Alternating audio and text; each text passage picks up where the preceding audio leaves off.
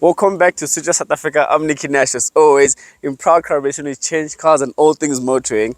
Today, things are a bit different. You can see I'm outside the car, so I'm not going to start with music. I might end with music, you never know. The second thing, I am doing things that I have no business doing. I'm actually fishing. It's not easy. For those that are watching this video, listen to me now. It's not easy. But you'll see I caught fishes. I caught fishes, but it's not easy. The third thing and the final thing is number plate. Unfortunately, the Sosa number plate is not here because I forgot the plate. So hopefully when I do the overplay videos at a different location, I will put the plate on. But today, you joined me in a car I launched this year in April. And I did say I don't like the look of the car at the back. And I'm starting the review at a place where I don't like. This is the BMW X2 S-Drive. S-Drive meaning front wheel drive 18i. This car here, price, you're looking at just over 900,000 rand. This specific one, I'll tell exact pricing when you do cost of ownership. Extra look at the vehicle. When you look at the back of the vehicle, I personally am not a fan of the vehicle, although there's many people that like it because it gives off that sports SUV design language. I'm not really a fan, but it does look good to certain people. To me, I'm not a fan. The only thing that I actually do like is the design of the sports coupe, this rear spoiler that you get. The place that I don't like per se is actually the lights. I'm not a fan of the lights. I feel like BMW could have went for different style type of lights. And the bumper, it's also plastic bumper there, so it looks a bit out of place, but for the type of vehicle it is, I can't really fault them in that regard.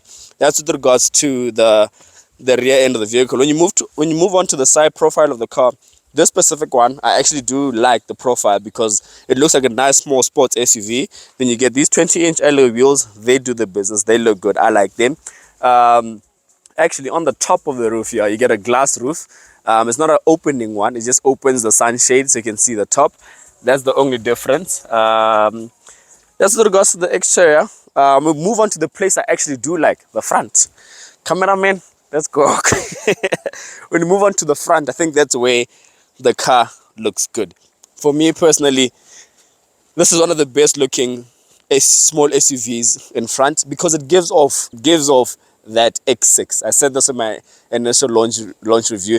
It looks like a small Anyana X6 up front. So you get these BMW LED headlamps up here, daytime running lights with the headlamps in between. You also get this blue signature thing detail inside. I like that about the vehicle. Moving on to the grille, you get this lovely blacked out grille. And the nice thing about this grille, BMW is going that whole route of the LEDs. So at night, currently when you look, you can see that it's actually switched on. At night, it looks exactly like the BMW that we tested 2-3 weeks ago, the BMW 5 Series. So the up front, it looks very good. When you move on to the lower end of the car, it's quite sporty. You get it doesn't have a splitter up front, but the rear bumper is quite good. You do not get fog lights on this vehicle. I don't think you need fog lights because a sports car shouldn't have fog lights. I like the look of the vehicle up front. For me, I could just stand and just look at the vehicle up front because this is where the party piece is. That's with regards to the vehicle up front. Let's jump into the interior. Let me tell you what I like about the interior and what I think might not last. Well, this specific model. So when you get into the interior of the vehicle, obviously greeted by this lovely plasma TV. I say plasma TV because that's the way BMW have went with your touchscreen infotainment system and your digital instrument cluster up front. I like the overall look of this plasma TV because I've got accustomed to it. Every new BMW that I've been in gives this, and it's also easy to use. You get wireless Apple CarPlay and Android Auto. And when you move on to the digital instrument cluster, it's so customizable. You can change it up. Everything you need to see is up there. When you put the car in efficiency, it changes. In normal, it changes. In different driving modes, it changes. This is the main thing you need to cover. And then I just like the look of it. You can choose that it should show you your song, your trip kilometer, how many Ks you're doing, your fuel efficiency, gets the job done. Steering wheel, it's a BMW, so the steering wheel is a bit on the thicker side, but it looks good. Sporty. I've always said I like the lower end of the steering wheel here by the M, where there's the M button. It makes you feel like in an actual M car, but you're actually just chilling in a X2. So moving on to the lower end, you get wireless charging here. You get 2 cup holders, 2 USB-C charging ports up front. You also get them at the back. On the center console here, you get the part where I don't like it because of the country we're in. You don't get a lot of storage compartments, well, hidden storage compartments. The current storage compartment is open. So whatever I put down here, currently there's my card holder. If I park the vehicle in the country that we are in, which is South Africa, for those that are a bit blonde that you don't know, anything that's not covered, it shows. And that gives off people can come and break in and all that stuff in the country in. So I don't like that. I always thought I was covered, and I've said this in my X1 review. I've said this in my X2 launch review, and I'm saying again in my X2 full review. Then you get your gear lever here. It's actually like a not a slider, but a lever back and forth. You get your volume button over there. The only thing that I wish this had is the rotary dial that controls your infotainment system, like you still do get in your facelifted BMW 3 Series and the 5 Series, the new 5 Series that I had on test. You can control the infotainment system through a rotary dial. In this X2 and the new X1, you can't control that, so I don't like that about the vehicle. Those cars fitted with the Harman Kardon sound system, which actually does bang, but it doesn't bang like how a Harman Kardon sound system should bang. Then moving on to the back seats. The back seats, you get enough rear leg room, gets the job done. 2 charging ports at the back. You get your center armrest, which has 2 cup holders. And yeah, the thing that I said might not last in this vehicle is if you spec it the exact same way this specific one is spec with this white interior, I feel like after a couple of years, it might not look white anymore. So that's my gripe.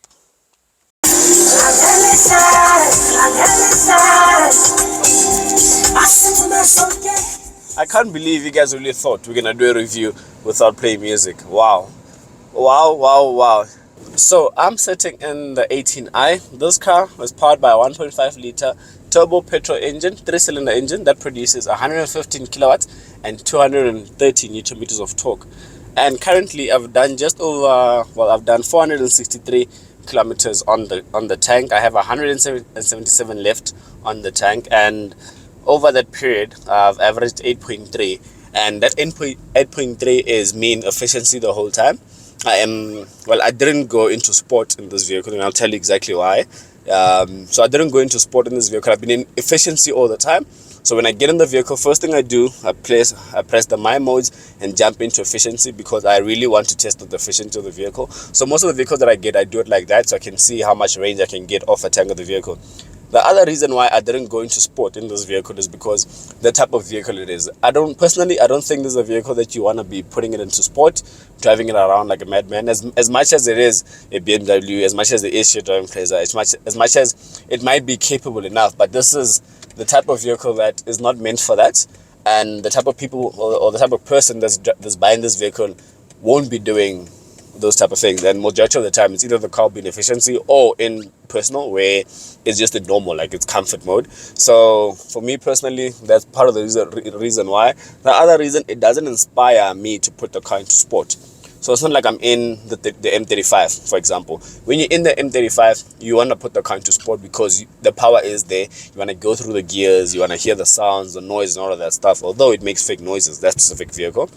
But with this one, it doesn't give you that. So it gives you more of like, this is a daily driver. It's a comfortable drive. You just want to drive the car the way I'm driving it right currently, because it's capable enough to drive the way I'm driving it. And looking at the power, it doesn't have a lot of power, but it has enough power for the daily commute, the residential use, the day-to-day drive, highway cruising, and all that stuff.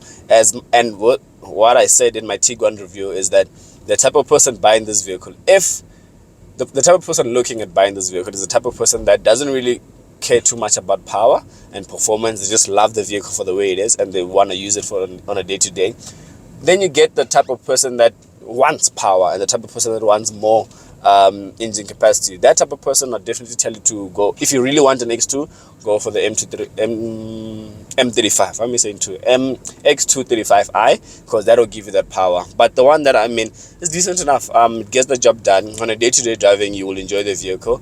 On the fuel efficiency side, I think because I'm averaging 8.3, and considering how much I've been putting it into efficient, I feel like that's a bit too high for my personal liking. Ideally, the most I would have wanted to see in this vehicle is 7.5. I feel like 8.3 is a bit too much, considering the way I've been driving. I haven't been driving this vehicle hard at all, and for it to be giving me 8.3 is a bit on the shy side of things, I should say. But the overall drive, personally, it is decent enough, gets the job done. The suspension feel is comfortable when you do put it in normal or in efficient, like how I'm currently driving. It's perfect enough. The road imperfections, although because it's sitting on 20-inch wheels, you will feel certain things even when you're in efficiency. But when you pop the car into sport, that's when, so I popped the car into sport just to test out if there is a suspension change. Will you feel every single bump? As much as you feel bumps in efficiency, for reference, what happens when you put the car into sport? Those exact same bumps that you feel lightly on when you're in efficient mode, when you put it into sport mode, you feel them a bit harder because I feel like the suspension stiffens up. So you feel every road imperfections. Considering you're also on 20-inch wheels, low profile, you will feel the road imperfections. But overall, for me, this car is decent enough. It's perfect, gets the job done. And yeah, I need to tell you my conclusion about this vehicle and whether I would buy this vehicle and whether I would recommend it. But yeah, it's a tough one, and you guys will have to wait and see my conclusion. So let's go there. So the conclusion of the BMW X2, what I think about the vehicle. Before I tell you what I fully think about the vehicle and whether you should get it, I need to tell you about the pricing of the vehicle. So this specific model, the BMW X2 18i, starts at 905,000 Rand. And as I say that, my mind is saying, yeah, that's a lot of money. And it is a lot of money. And if you take that amount of money, you go to the Change Cars Vehicle Finance Calculator, and you finance this specific vehicle at an interest rate of 12.25% with no deposit and no balloon payment over a period of 5 years, which is 60 months, you're looking at paying 20,200 Rand. That is a lot of money, guys. That is a lot of money. And it comes to a point, me personally, you ask me, Nikki, is it worth it? Honestly, no, because for that amount of money, you can get so many other vehicles. And I know you guys are thinking about the Chinese. Let's put the Chinese on hold for a bit. Because personally, you can't tell me about the Chinese with this one. I think we also need to respect BMW as a company, because this car is a good vehicle, but not for 905,000 Rand. I personally, when you tell me that amount of money, I am currently thinking of the vehicle we just launched now, 2-3 days ago. The Volkswagen Tiguan, and that's a good vehicle. Looks better inside, feels better, it's debatable. It is bigger and it is cheaper and there's more value for money. I know you guys are going to be telling me about the Chinese, so yes, please do comment. I give you 905,000 Rand, where are you spending your money? I personally, right now, brand new vehicle, off the top of my head, I think I'm going to go for the Tiguan. The X2 personally won't see my money, because 900, guys, it's a lot of money. I think if BMW really wanted to sell this vehicle, it should be pushing 700,000 Rand. And that's my personal thoughts of the vehicle, because, for reference, I've had this car for a week now or so, and I'm actually yet to see another one. I keep seeing the X1, but not the X2.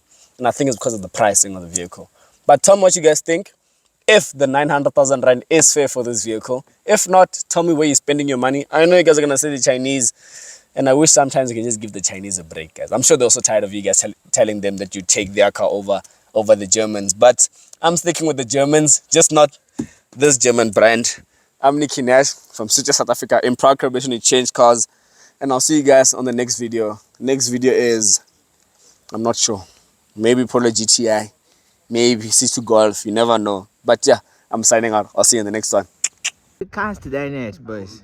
I was our favorite. I remember we have been caught. Ari, Yeah, pull it back to you. Luri, Paro, Akobuza, Peter Akobuza, yes, we have not. Not doing anything. Huh? Not doing anything. Doing what? Patience, Chief. You are doing forward, not backwards. That's forward. Okay, turn forward again. Nothing is If we want to. Huh? Do the other way. I'm going to tangle again. Aye.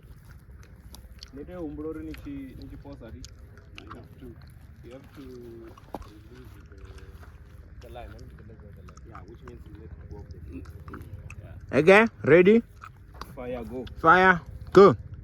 You know the funny thing, there's videos to Nimakwani. Okay.